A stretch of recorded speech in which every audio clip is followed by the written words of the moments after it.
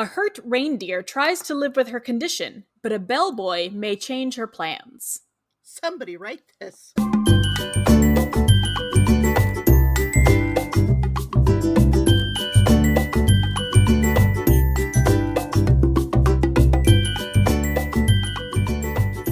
Hi, and welcome to Somebody Write This, where we use a random plot generator to give us an idea, and then we brainstorm how that could be a thing somebody might want to write. I'm Hannah.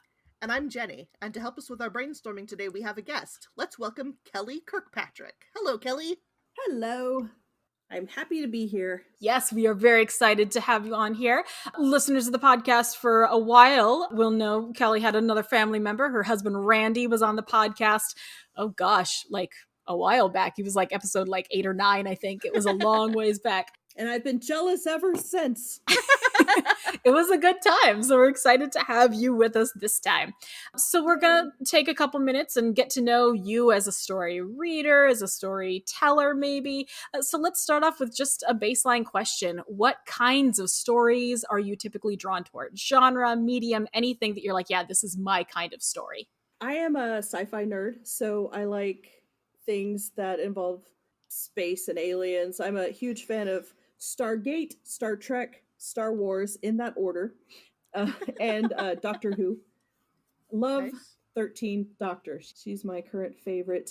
But as far as what stories I like, this sounds maybe a cop-out, but I like good stories. And if a story is well done, even if it's in a genre I hate, like Hallmark Christmas movie genre, there are good ones. Like one, maybe two, that I've been forced to watch. And at the beginning, I'm like, oh, not this dumb thing. And at the end, I'm like, come on, buy her Christmas tree so the lot will be empty and she can go home to her family.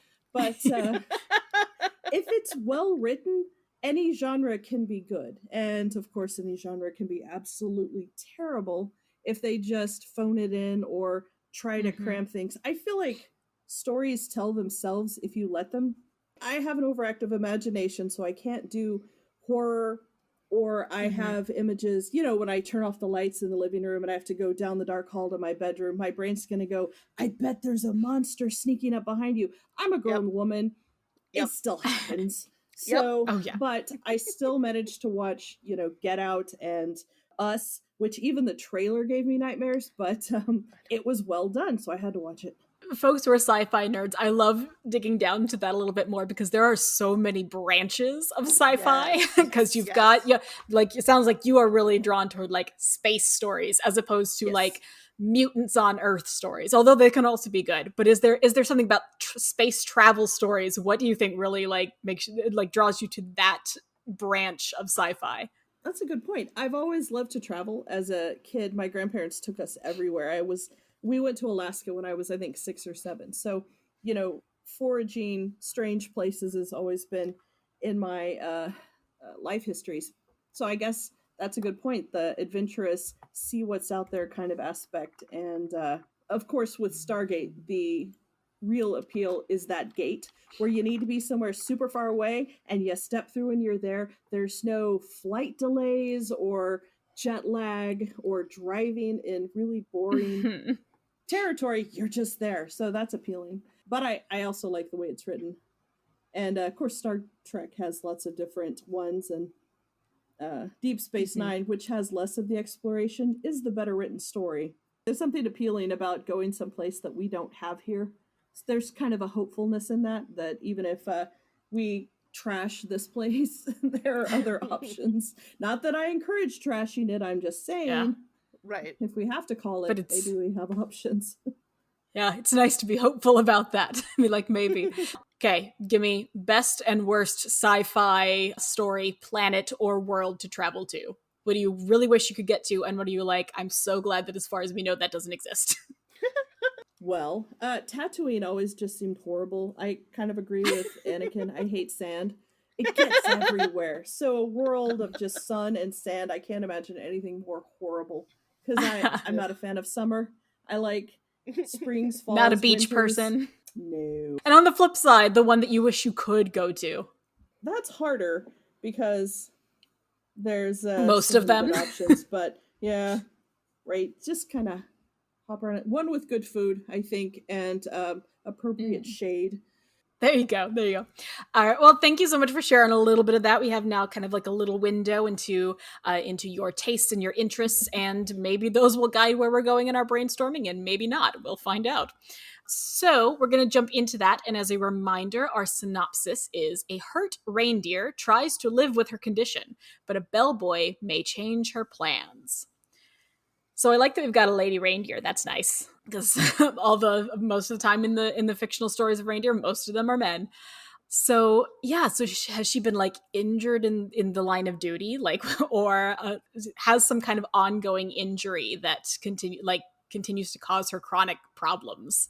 I was picturing getting injured in the line of duty, maybe delivering to a child living in a hotel in some grand classic centuries old hotel in Europe, and having to stay there, because like, I don't know if reindeers are like horses. When you break a leg, you're retired.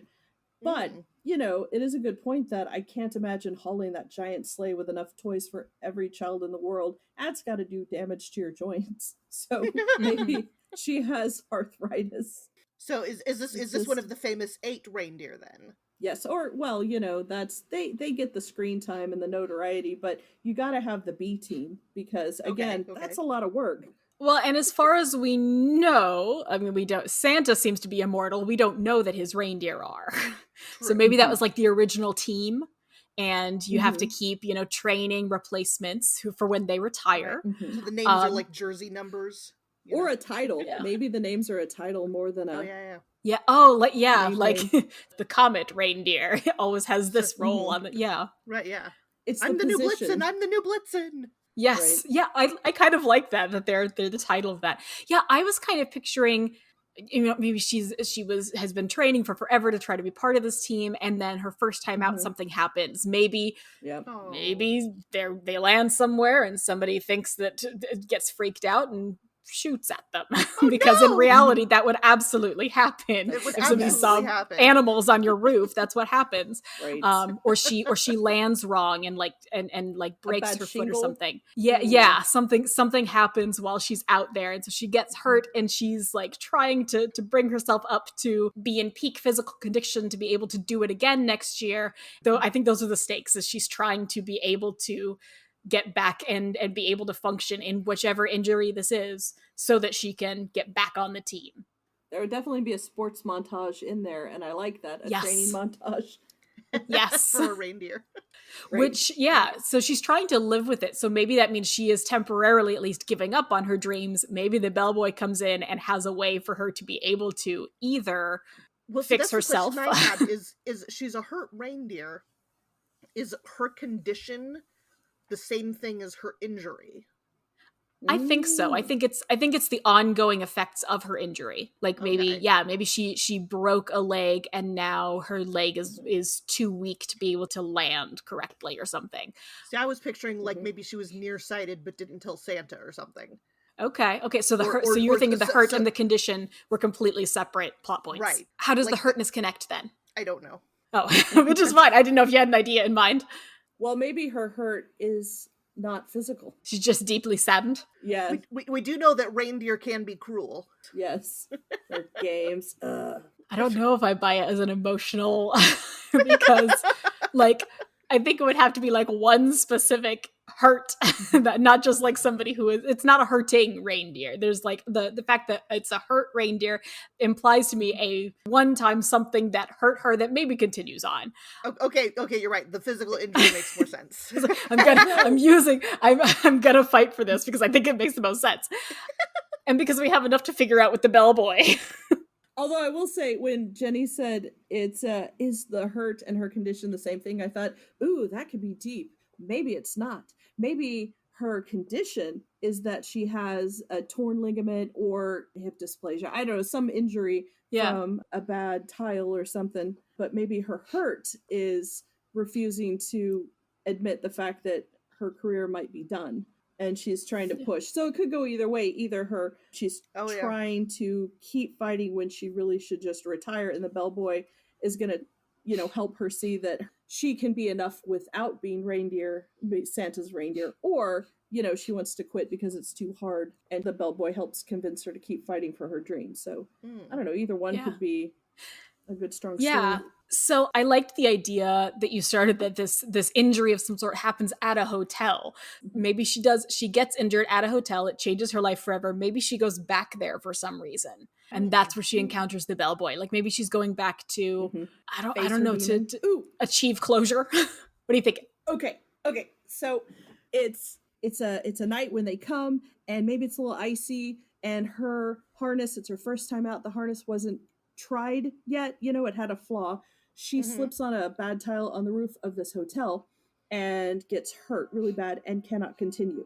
And while she's left there, because they had to get another one to swap in and take over for the night, she is tended to by a little boy who lives in the hotel. It's owned by his family. And he was the reason they were there. He tends to her and helps her get her strength back.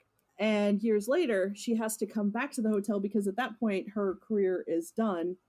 And she has to come back and face that traumatic event because she emotionally cannot move on from this thing that happened. And he is now the bellboy. He has grown up and still works there and helps her maybe confront her demons and heal. I like the idea of the bellboy being someone who she encountered. And that, I guess technically that wouldn't even need to happen at the same location. Like it could be that it happened at his house and he took care of her, and then he grew up and became a bellboy at the hotel or something. Maybe there's some kind of like Christmas magic connection that like draws them together. Like she's wandering and doesn't quite know where to go, but like the Christmas spirit leads her to the bell. I don't know, however that works. Something about reindeer blood imprints on, I don't know. Like there could be something that does like draw her back. Yeah, they are connected. And so when she either is kicked out or leaves on her own because she is just kind of lost without this goal, she finds him. And so you could have this like fun story where he's like trying to smuggle a reindeer into an empty room to like give her a place to rest up. And Don't ask questions. Oh yeah, so I'll go take the noise complaint to the room up above you with all the stamping. I promise. I'll go talk to him. And trying to figure out how that's getting paid for. Like maybe he contacts Santa, who's like, okay, I'll pay for her hotel room, but yeah, I love this idea of the bellboy smuggling her in to help her get back to health in some sort of way, either emotionally or physically. Actually, let me pause. Let's get a title. And then, because I think we have a couple of other pieces to pull together. Oh no. Uh-oh. I'm sorry. Our title is not at all in keeping with the genre that we have so far. Our title is My Drug and Gambling Addicted Detective Robert. Oh boy. Which went a real different direction. That's the worst title ever for this story. Yeah. It's also a bad title in general. For anything. Like that drug hyphen just lingering and gambling addicted. So even just My Detective Robert is like, what? Okay, so she keeps a detective on retainer. It's one of those movies where the title is only loosely connected if you overanalyze it after you leave the theater. Okay. So there were two boys in the initial injury. There were two boys involved. One of them grew up and became a bellboy. One of them grew up and became a detective. Oh, of course. And somehow the injury that happened maybe involved him as Robert as well. Maybe he was injured as well. I don't know. But somehow they are tied together. The reindeer can't heal because he can't heal yet. And so she comes back, finds the bellboy, is drawn to him, who's like, oh my gosh, I remember you. They kind of sort of figure out what's maybe happening, and they both set out to try to fix drug and gambling addicted Detective Robert. Well, do they even know about Robert? Because the first thing I thought was Detective Robert is probably the guy hired by the hotel management to find out what the heck is going on with the weird sounds in that room upstairs. The one I set up makes them that they know Robert, and he is not connected with the hotel in any way, except for the fact that his brother is the bellboy. He's just somebody else involved with the story. Maybe he is investigating the hotel because he's, I don't know, trying to get his brother in trouble or something. I don't know. Oh, so they're brothers now. Yeah, I think they're brothers at the beginning. They both were at the house. And so that's why she finds the bellboy, because he's connected to Robert. Maybe Robert is the cause of the injury, and that's how they're connected, and why he pursued drug and gambling. He feels guilty for having, potentially, maybe he thought he killed her. And that could mess you up quite a bit. The gambling, he's driven to... I killed Santa's reindeer. Right? Get the money to pay it back somehow. I think whatever the injury was, it damaged both Robert and the reindeer, and they can't heal. Since they were damaged together, they have to heal together. They can't heal independently, which is why both of their lives have kind of gone off the deep end. Man, Christmas magic is weird. Yeah, and so like, and she's been trying to do this for like years because these children are now adults. And so she finally is like, I don't know what this is, but I feel drawn toward this area. She finds the bellboy who remembers the story, tells her what's going on with Robert, and she feels the Christmas magic being like, you have to be part of this. And once you help each other heal, you will be able to be whole yourself and get back on the team. 20 years later. The bellboy's got to hide this reindeer while trying to convince his brother to come to the hotel for Christmas. But like, he's all estranged about Christmas and family and everything because drugs and gambling and just maybe he is the detective. Maybe he does come and investigate the hotel. I don't know. Maybe he gets the job at the hotel because maybe the bellboy makes something up so that the hotel has to hire a detective. Maybe he very well could have a job as the hotel detective, and the bellboy is like constantly covering for mistakes he makes or bad work ethics. But he got the job partly because the bellboy is just a bellboy, but is like one of their best employees and super super on it all the time. And so he gave him as a recommendation and was like, "Hey, my brother's really good at this." And so I don't know, but I think there's a connection there that this could be like them working together to try to help Robert. Oh yeah, despite himself. I like that. I feel like we veered out of the family friendly, perhaps. Maybe it might be a darker version of this. Well, no, but it feels meatier. I like it better now that Robert's in this because something real is at stake here. Yeah, exactly. Not just a sad injured reindeer, which is sad enough, but like people using their pain to help heal other people is like a really important message, and I think Robert supplies that. And it's intriguing to me now for her to have been injured for like we're looking at 20 years of injury. It's not she got injured and like a year later she's trying to fix this. This has been 20 years of her unable to figure out why she can't get better. Maybe it is just something as simple as like a broken leg that will not heal and she can't figure out why. And it's because she and Robert are now linked together and he needs to be part of that. We could go really dark and have it have been a house fire and he's got a burn scar. Yeah, there's so many things that could be, whether it's, she falls off the roof, or he tries to climb up to get to her and they fall off the roof together as she's trying to get him away from the sleigh. Or he shoots her with a BB gun.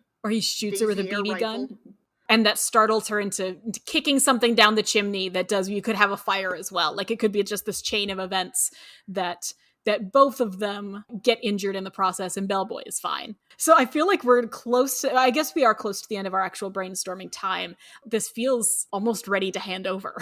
Like this works for me.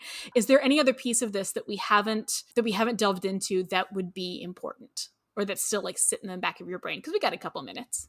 So we've basically restructured the whole Santa myth, at least as far as the deer go, in that, it's a title. They swap them out. They're kind of celebrities, sort of like football players. I keep thinking about Joe Burrow, because my husband is super LSU fan. And how he just got, miracle, wonderful player, got picked up and has gotten hurt and out for the rest of the season. Oh, no. I know we've kind of gone a different direction, but I was thinking of that at the beginning.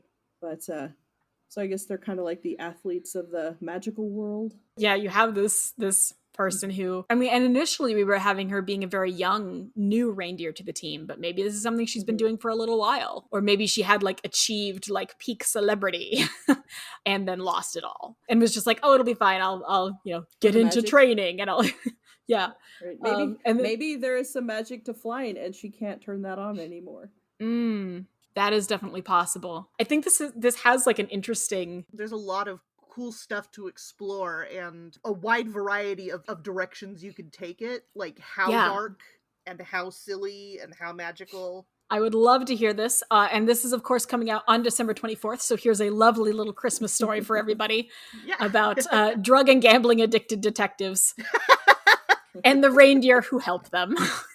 Aww.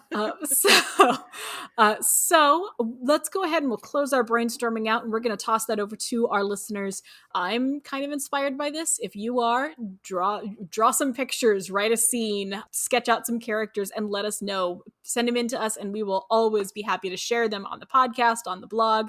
We'd love to see what our listeners are coming up with these wild stories that we start off with, because this one I settled into this one. I was like, this one is kind of sad and beautiful, and I like it. I care about these characters. I do too.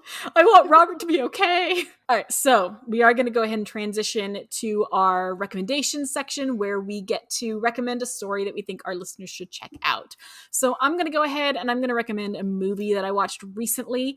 I saw the anime film Perfect Blue. It's about a woman who was a successful pop star and then transitions to trying to be a serious actress, but stuff starts happening and she starts getting like dark fan letters and something super creepy is going on. And it plays a lot with the idea of how much is real, how much is actually happening to her, and how much is she kind of imagining or making connections where they aren't there. So it's a really good movie. I'm really glad I got to see it. It was a leftover from my October horror watch that was still on my watch list, and so I watched it, and I'm really glad I did. I'm going to go ahead and toss it to Jenny. What would you like to recommend this week? I would like to recommend a science fiction anthology. I'm not entirely sure is in print anymore. It's called 2041, as in like the year. And it's a collection, 12 short stories collected by Jane Yolen. And she also has her own story in there. And it was originally published in 1991. It's just been one of my favorite collections of like dystopian future type science fiction stories. The one that the selector Jane Yolen wrote is called The Ear. And it's in a future where most of the population is actually deaf. And so everybody has hearing aids, which are also used to play music and all this kind of stuff. And it's very in, and they have like different colors, and sometimes you'll wear two of them to be fancy. But then when she's out partying one night, she meets a couple of people at the bar who aren't wearing their ears, as they're called. And so they're choosing to embrace their deaf culture and communicate only by sign and don't dance to the music because they can't hear it. And so just a really fascinating look at possible futures. And so if you're into sci-fi short stories or just dystopian what ifs, I highly recommend tracking down this anthology. It's well worth the read. Awesome. All right. So, Kelly, what is a story that you think our listeners should check out? Old or new favorite, does not matter. What's something you'd like to recommend? Well, I do more movie, visual storytelling watching. Mm-hmm. And we recently watched Blinded by the Light, and I don't know if anyone has recommended that yet. Not yet, no. But it's a very sweet story about, based on a true story about a Pakistani kid in London in the 80s under, Thatcher's England. And, his father came over as an immigrant, very traditional. And somebody recommends Bruce Springsteen to this kid, and he becomes obsessed with Bruce Springsteen. And it helps him get through problems with his family and, his dad not understanding, each other. But the way they use music and the visuals, it's a very fun, lighthearted movie while also looking at the realities of receiving hate from native populations. You know what I mean? Like the white people that do not want the Pakistanis there. It's kind of a subtle undercurrent, but you can see how it hurts them as they deal with it. But also, Bruce Springsteen's awesome, so it's a good soundtrack. But it's a very sweet movie. So we saw that recently, and I would recommend it. All right. So before we go, Kelly, is there anything that you'd like to plug for yourself? Any places, any social media, or any projects that you want to be able to share with our listeners? I am a writer for the Oklahoma City Mom Blog. I'm working on one right now to go up soon, hopefully, called Pedro Pony is a Narcoleptic. The title may change, but we watch a lot of Peppa Pig, and I'm convinced that Pedro Pony has narcolepsy, and I just recently was diagnosed with that myself. So going to work through that in blog form. So, awesome. But I have some other fun, lighthearted things about parenting and clubfoot babies and postpartum. But it's a fun topics. Yes, Oklahoma City Mom Blog. Awesome. All right. Well, thank you so much for joining us, Kellie. You joined us at kind of the last minute, and I'm so glad you were available because this story was amazing and you were so helpful in fleshing it out. I'm excited. I can't wait to see Robert and the second born, because he doesn't even have a name. But yeah, bellboy. All right, folks, that's our episode. And as a reminder, you can find us every other Thursday wherever you get your podcasts. Follow us on Twitter at WriteThisPod. And if you've been inspired by this episode and have questions or comments or a story or anything else, email us at somebodywritethis@gmail.com. We'd love to hear from you. We'll be back with another episode in 2 weeks. We'll see you then. And as they say, no one ever saw a goat dead of hunger.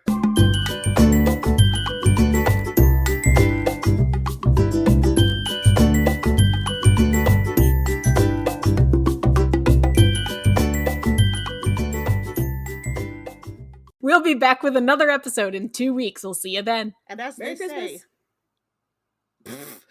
say... And Merry Christmas and Happy Holidays.